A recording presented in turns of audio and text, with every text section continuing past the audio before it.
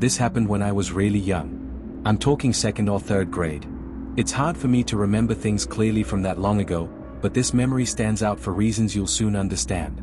It was a school day and it had been raining on and off all afternoon. After picking me up from school, my parents got called to an emergency at my grandparents' house about an hour away. My grandfather had fallen and they needed to get there immediately. Story 1. The storm night. I can't remember all the details, but I know they were supposed to come back home that night. While they were gone, though, the storm picked up like crazy and it became unsafe to drive long distances. So, instead of driving back home, they reluctantly decided to spend the night at my grandparents' house. I remember them calling me on the house phone and repeatedly apologizing for leaving me there by myself, even though I insisted I was fine and that I could take care of myself. My dad gave me a very specific list of things to do before bed. Lock all the doors and windows. Keep at least one house light on downstairs. Make sure all the blinds were closed. Don't answer the door for anyone. Typical stuff. At the time, I didn't understand why they were making such a big deal about everything. I wasn't quite old enough to realize how important it was to not leave kids my age home alone overnight. In fact, I was actually kind of excited to have the place to myself. It meant I could watch whatever I wanted on TV and stay up as late as I wanted. I obviously didn't have a TV or any kind of screen in my room, so I stayed downstairs in the living room watching cartoons on the couch. I told myself I'd do all that stuff my dad had requested right before going to sleep since I was planning on staying up all night anyway. But at some point later in the night, I fell asleep on the couch. No surprise there. I don't remember exactly what time I ended up waking up, but it was late enough for the TV to have gone into sleep mode, so probably 2 o'clock or 3 a.m. at least. I distinctly remember being much colder when I woke up. Nothing too out of the ordinary. I mean, temperatures drop at night, but the difference was significant enough for me to notice it immediately, even at that young age. I thought about just going upstairs to bed. But then I remembered the list my dad had given me. Even at that age, I knew he'd be disappointed if I didn't do it, and I really didn't want to get in trouble after they trusted me to stay home alone. So, I forced myself off the couch and went to check the windows and doors. I went around to the front door first. Locked. Good. Then I checked all the windows in the living room. All closed and locked. I went to the kitchen and checked those windows. Also locked. I closed all the blinds like my dad had asked. Then I went to check the back door. That's when my stomach dropped. The door was unlocked. Not just unlocked, it was slightly open. Maybe an inch or two. I stared at it for what felt like forever. I was pretty sure my dad had locked it before they left. I specifically remembered him checking it twice. My hands were shaking as I reached for the handle. I pushed the door closed and locked it, then checked it 3 times to make sure it was actually locked. I stood there for a minute, listening. The rain was pounding on the roof and against the windows. I couldn't hear anything else. I tried to tell myself that maybe the wind had blown it open. But that didn't make sense. The door had been locked. You can't blow a locked door open. I went back to checking the rest of the house. All the other doors and windows were locked. Everything seemed fine. I headed upstairs to my room, ready to crawl into bed and forget about it. When I got to my room, I finally realized just how bad the storm had gotten. Our living room is tucked into the center of the house, so I hadn't really been able to hear the full force of it from down there. My childhood bedroom has a big window, though, so I could hear everything. The rain was slamming against the glass like it was trying to break through. And every minute or so, there was a burst of lightning followed by thunder so loud it shook the house. I wasn't scared of storms at that age, but I do remember being concerned that a tree might fall on the house. That's probably why I had trouble falling asleep, even though I had been exhausted not even 20 minutes before. As I was lying there trying to fall asleep, I started picking up on these odd sounds. Every so often, there were these weird creaking sounds, like footsteps on wood. Thing is, my entire room is carpeted, so it couldn't have been coming from my room. At first, I thought it was the house settling or a tree swaying in the wind. But the sound didn't quite fit. Even then, I knew what houses sounded like during storms. This was different. It started bothering me after a while. For whatever reason, it wasn't the storm keeping me up. It was that sound. I couldn't take it much longer. So, I sat up in bed and looked around the room, not really sure what I was looking for. I listened hard, trying to drown out the sounds of the storm and focus on the creaking. Lightning flashed, illuminating the whole room for just a second. Everything looked normal. The room went dark again and I sat there perfectly still. About a minute later, lightning flashed again. And in that split second, I saw something that made my heart stop. My closet door was slightly open. It had been closed when I got into bed. I was 100% sure of it. I stared at the closet in the darkness, too scared to move. Had I left it open? No. I definitely hadn't. Another flash of lightning. The door was open wider now. Definitely wider than it had been a minute ago. Something had opened it. Something was in my room. I didn't scream. I didn't speak. I didn't even think. I just got out of bed as quietly as I could and walked toward my bedroom door. That walk from the bed to the door felt like it took an hour. I pulled the door open slowly and stepped into the hallway. Then I ran. I ran downstairs as fast as I could and dove under the dining room table. Then, and only then, I started crying. I didn't know what else to do. There was someone in my house, in my room, and my parents were too far away to help me. I'm not sure how long I stayed under that table, but at one point, I heard footsteps upstairs. Slow, heavy footsteps walking across the floor. Then they stopped. I held my breath, knowing that any sound I made could give away where I was hiding. Then I heard the footsteps coming down the stairs. They weren't normal footsteps. They were uneven, like someone limping or stumbling. Each step creaked loudly. The footsteps reached the bottom of the stairs and stopped. I could hear breathing. Heavy breathing, like someone who'd been running. Then the footsteps started again. They were walking through the living room, getting closer to the dining room. I can't tell you how scared I was. I really thought I was going to die. And then, from under the table, I saw them. I couldn't see their upper body, but I saw 2 bare feet walk into view. They were filthy, covered in mud and what looked like blood. The feet were pale and the toenails were long and yellowed. There were cuts all over them, like they'd been walking through broken glass or thorns. The person was stumbling, swaying back and forth like they could barely stand. And just as I thought it couldn't get any worse, they dropped something. It hit the floor with a loud clang. I couldn't see what it was, but it sounded heavy. Metal. I watched, frozen in terror, as the person just stood there. Not moving. Not bending down to pick up whatever they dropped. Just standing there. I could hear them breathing. That awful, raspy breathing. Then, finally, the feet started moving again. They walked past the dining room table, so close I could have reached out and touched them. The footsteps moved toward the kitchen. I heard them walking around, opening cabinets, knocking things over. Then I heard the back door open. The same door that had been unlocked when I checked it. The footsteps went outside. I heard them on the back porch, then fading away into the rain. I stayed hidden under that table for hours. I was too scared to move. Part of it was fear, but another part of it was shock. I couldn't process what had just happened. The next morning, when it was light outside, I finally crawled out from under the table. My legs were cramped and my whole body was shaking. I looked around the dining room. On the floor, right where the person had been standing, was a wrench. A big, rusty wrench covered in mud.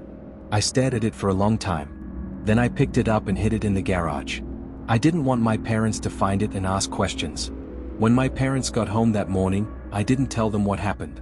I was terrified they'd be mad at me for not locking the back door properly. I thought they'd blame me for whoever got in. Everything went back to normal after that. For whatever reason, I kept the whole thing to myself. I didn't tell anyone for years.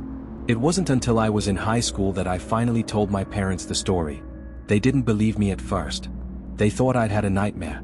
It took me showing them the wrench, which I'd kept hidden in the garage all those years, before they realized I was telling the truth. Looking back, not telling them the moment it happened was an awful decision. There was nothing that could be done about it so many years later. If I'm being honest, this experience traumatized me for basically the rest of my childhood. I slept with a nightlight from then on, and I developed a severe fear of storms that didn't go away until I was in my 20s. I still have trouble explaining what happened that night. Who was in my house? How did they get in? What did they want? I'll never know. But I learned my lesson. Always lock your doors. And if something feels wrong, call for help immediately. Story 2, The Park Walk. I'm an only child and I live with my mom and dad in a decent-sized home in the suburbs. It's a little big for just the 3 of us, but my parents' running joke is that it was never their intention to have only 1 kid. They just never got around to having more. Anyway, I was 16 when this happened. It was a rainy Saturday night in early June. I can't remember the exact date, but I do remember that it was right after school had let out for summer. There's one important thing I have to mention. I have pretty bad insomnia. I've had it since I was a kid. I get frequent panic attacks, I have trouble breathing sometimes, and I'm also one of those weird people who needs complete and total silence to fall asleep. Like even a small fan is enough to keep me awake. I've mostly learned how to deal with it, but sleepovers and vacations are still really difficult for me. People always tell me they love the sound of rain and that it helps them fall asleep, but it does the exact opposite for me. It doesn't rain often where I'm from, but every now and then we get these insane downpours that keep me up all night. This particular night, it wasn't a full-on thunderstorm, but it was raining heavily enough to keep me awake. No matter what I tried, earplugs, pillow over my head, white noise, I couldn't block out the sound of raindrops hammering against the roof. It was late, sometime after 1 a.m., when I accepted that I wasn't going to sleep anytime soon. So, I got out of bed and thought about ways I could tire myself out. Eventually, I decided to go for a walk in the rain. This wasn't the first time I had done this. Walking in the rain was actually something my parents encouraged when I couldn't sleep. We live in a very safe residential area, and there's a huge public park that borders our house. Being out late has never been dangerous. Plus, the park is very well lit, which is another reason I've always felt comfortable walking there at night. I put on my rain jacket, quietly walked downstairs so I wouldn't wake my parents, and stepped outside. I purposely didn't bring my phone because I knew a phone screen would just keep me more awake.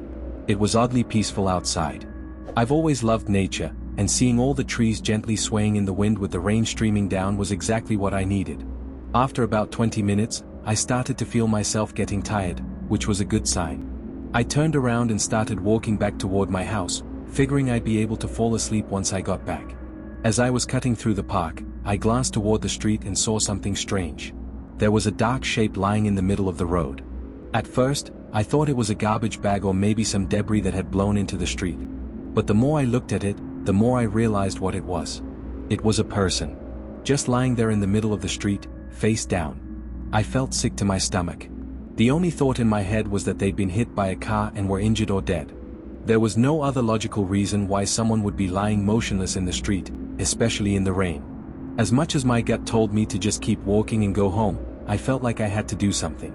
My parents raised me to help people in need.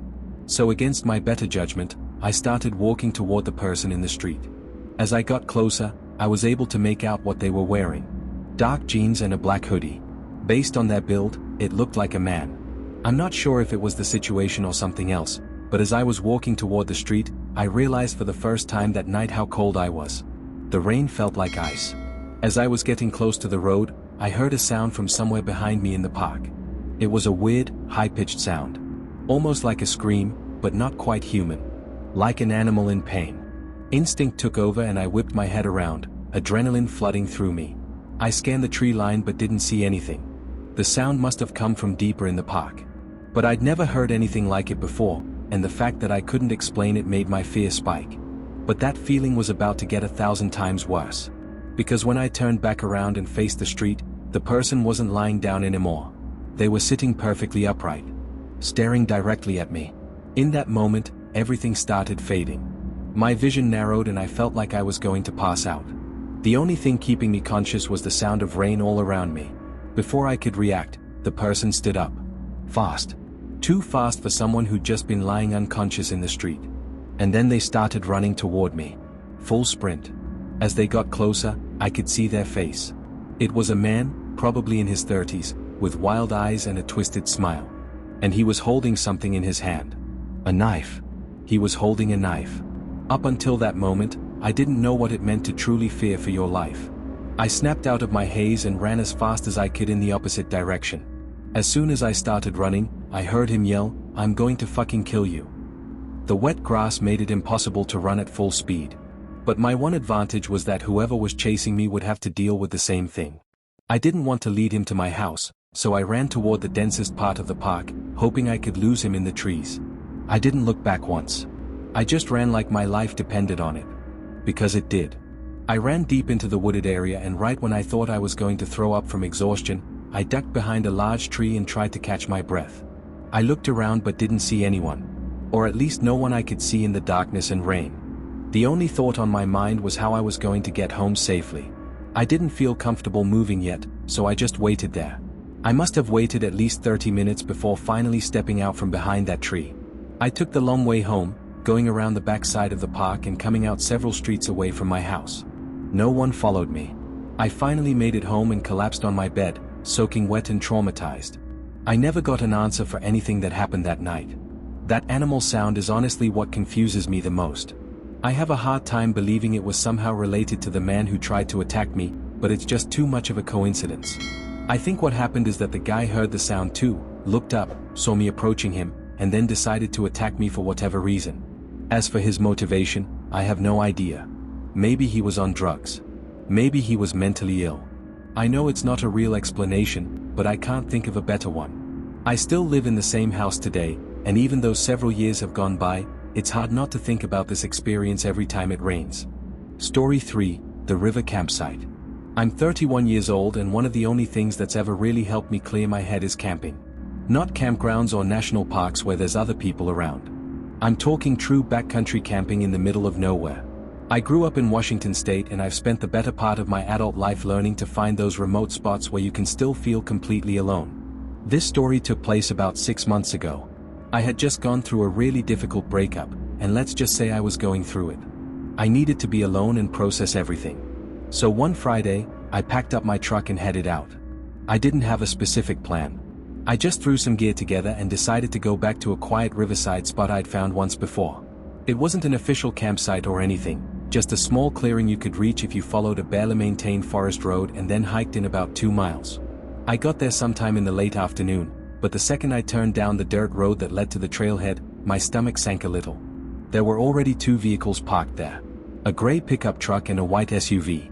I couldn't see anyone around, but just knowing other people were out there kind of ruined the whole point of going to a remote spot. I sat in my truck for a minute, debating whether I should just turn around and find somewhere else. But I'd driven 3 hours to get here, and I told myself the river was long enough that we probably wouldn't even see each other. I grabbed my gear and started hiking in. The trail followed the river, and after about 25 minutes, I saw 2 men near the water. They were setting up fishing equipment, but something about the scene felt off. As I got closer, one of them quickly shoved something into a backpack and gave me this awkward smile. The other one called out, saying something about how they were just doing some fishing and target practice and didn't mean to startle me. I just gave a polite nod and kept walking. But as I continued down the trail, I couldn't help but replay the interaction in my head. It wasn't even what he said that bothered me. It was how rushed and defensive it came out. Like he was trying too hard to sound casual. I got that uneasy feeling you get when something doesn't quite add up. But I pushed it down. I found a spot about half a mile further down where the trees were thicker and the trail curved out of sight. It wasn't perfect, but it was tucked away enough that I felt like I had privacy. I set up my tent, pulled out a book, and tried to relax. It started raining lightly not long after, so I put on my rain jacket and just let the sound of the river and the soft rain calm me down. Later in the afternoon, I walked down to the riverbank to skip some stones and clear my head. That's when I noticed someone on the other side of the river. It was one of the men from earlier. The one who had called out to me. Only this time, he was alone. He spotted me and waved. I hesitated, then waved back, figuring it was better to be friendly. He yelled across the river asking for my name. I don't know why, but I shouted back my real name, Sarah, without really thinking about it. He stood there for a second after I answered. Then he pulled something out of his jacket. At first I thought it was a phone, but then I realized it looked more like a disposable camera. Before I could process what was happening, he held it up and took a picture of me from across the river. Then, without another word, he just turned and started walking back upstream like nothing had happened. I was beyond creeped out. The weird interaction earlier was one thing, but taking a random picture of me? That was next level strange. I headed back to my campsite and decided I'd just stay there for the rest of the evening. After the sun went down, I crawled into my tent and tried to get some sleep, but my mind was racing. The breakup, the weird guys, the whole situation. I don't know how long I lay there, just listening to the river and the light rain against the tent. At some point, though, I started hearing something else. Faint sounds like someone stepping carefully over wet ground. At first, I tried to convince myself it was just an animal. But the longer I listened, the clearer it became. Footsteps. Circling my campsite. And the second I made that connection, my stomach dropped. I didn't even have to wonder who it might be. I knew. I'm not stupid. I never go into the woods alone without protection. I grabbed my handgun from where I kept it tucked beside my sleeping bag. Then I unzipped the tent and stepped out into the rain. My heart was pounding so hard I could hear it in my ears, but I needed to stay calm. I clicked on my flashlight and swept it across the trees. And there he was. The guy from earlier. Standing maybe 20 feet away, half hidden behind a tree. He wasn't smiling. He wasn't scowling. He just had this blank expression on his face, like he wasn't all there mentally. The scariest part wasn't his face, though. It was the fact that he was holding a hatchet in his right hand. For a second, I couldn't move. All I could think about was how far I was from anyone. How no one would even hear me scream. But somehow I managed to raise the gun and point it at him. I forced my voice to stay steady. "Leave now or I will shoot you." His expression didn't change at all. It was like my words didn't even register. After a few seconds of silence, he mumbled something about how his friend told him not to come find me but he had to take care of things. I didn't wait for him to say anything else. I fired a warning shot into the air. The sound echoed through the trees. He flinched, clearly not expecting me to actually shoot. I leveled the gun at him again. "Drop the hatchet. Now." He did. It fell to the ground with a thud. "Take off your shoes," I said. He hesitated, then slowly took off his boots. "Now walk in that direction," I said, pointing away from the trail. "And don't come back." I kept the gun and flashlight trained on him as he walked barefoot into the woods. Once he was out of sight, I moved as fast as I could. I grabbed my backpack and threw in the essentials. I left the tent. I didn't care. I just needed to get out of there. The hike back to my truck was terrifying. It was pitch black, raining, and I kept thinking he was going to jump out from behind a tree. When I finally reached the trailhead, both vehicles were still there. My truck, the gray pickup, and the white SUV. I threw my stuff in the back and got the hell out of there. As soon as I got cell service, I called the police and reported everything. I gave them the location and description of the vehicles.